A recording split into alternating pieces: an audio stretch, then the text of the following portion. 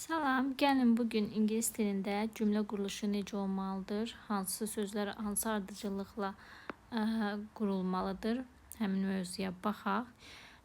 Məsələn, Azərbaycan dilində bir cümlə qurarkən hərəkət bildirən sözü cümlənin sonuna qoysaq da, ingilis dilində hərəkət bildirən söz hərəkəti icra edən şəxsin və ya əşyanın yanında olur. Yəni ikinci yerdə yerləşir. Misal üçün deyirəm ki, Azərbaycan dilində mən kitab oxuyuram. İngilis dilində mən oxuyuram kitab deyirik.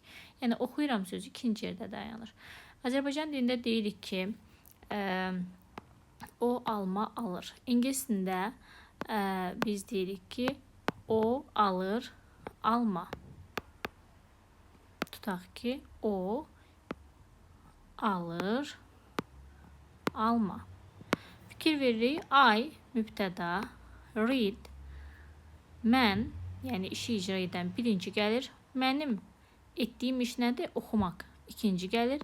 Nəyi oxuyuram? Bu da object, subject, verb, object. Eyni şəkildə he, she, yəni cümlənin subjecti. Buys cümlənin hərəkət bildirən sözü. Sonda isə cümlənin objecti gəlir. Beləliklə də cümlə quruluşunda əvvəlcə subject, sonra verb, sonra isə object gəlir. Yəni mübtəda, bizim dildə desək, hərəkət bildirən söz, yəni xəbər və tamamlıq. Əgər mən bu cümlələrdə inkarlıqdan istifadə etmək istəsəm, bu indiki zamanda olduğu üçün bu cümlələr indiki zamanın da inkarında, sualında do, does'dan, inkarında isə don't və doesn'tdan istifadə etdiyimizə görə don't və doesn't vasitəsilə inkarlıq yarada bilərik. Bəs don't və doesn't-ı hara qoyuruq? Don't və doesn't-ı mübtəda ilə xəbərin yanına, yəni mübtədadan sonra xəbərdən öncəyə yerləşdirməliyik. Yalnız üçüncü şəxsin təkində biz does-dan istifadə edirik. Yəni he, she, it doesn't buy an apple. Buradakı s-i biz does-a verdiyimiz üçün artıq silmiş oluruq. I don't read a book. Bu formada olacaq cümlə quruluşu. Yəni mən kitab oxumuram, o alma almır. Əgər bunu sual cümləsinə çevirmək istəsəm, onda do, does cümlənin önündə gəlir. Yəni bir addım önə keçir. Do you read? Do you read a book? Sən kitab oxuyursan? Does he, she buy? Buradakı s-i silmişik, artıq does-dadır. An apple. Bu olur sual cümləsi.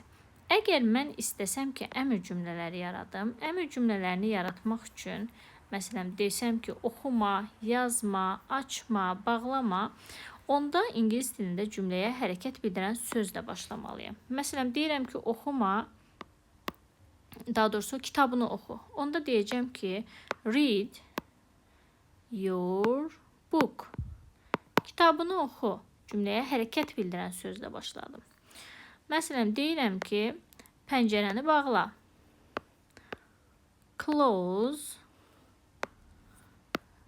the window. Pəncərəni bağla. Deyirəm ki, qapını aç. Open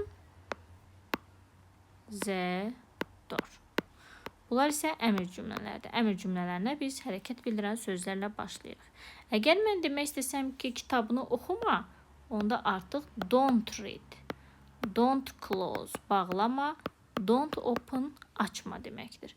Yəni, bir hərəkəti etmə demək istədikdə don't-dan istifadə edirik. Don't-u hərəkət bildirən sözün önünə yerləşdiririk və inkarını əldə etmiş oluruq. Don't read your book, kitabını oxuma.